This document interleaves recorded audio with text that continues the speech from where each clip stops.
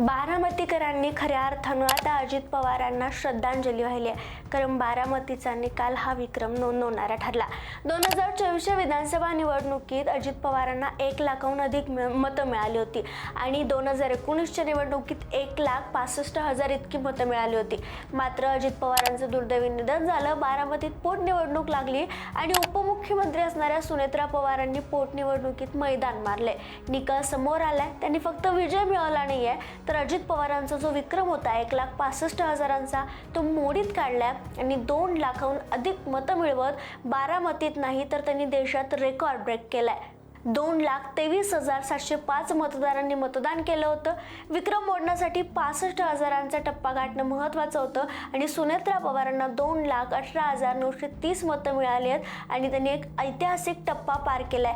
उत्तर प्रदेशातील सहिबाबाद मतदारसंघाचे आमदार सुनील कुमार शर्मा यांचा विक्रम त्यांनी मागं पाडलाय। त्यांना 2022 मध्ये 2,14,000 मतं मिळाली होती आणि सुनेत्रा पवारांनी त्यापेक्षा जास्त मतं मिळवत देश पातळीवर देखील आता एक विक्रम नोंदवला।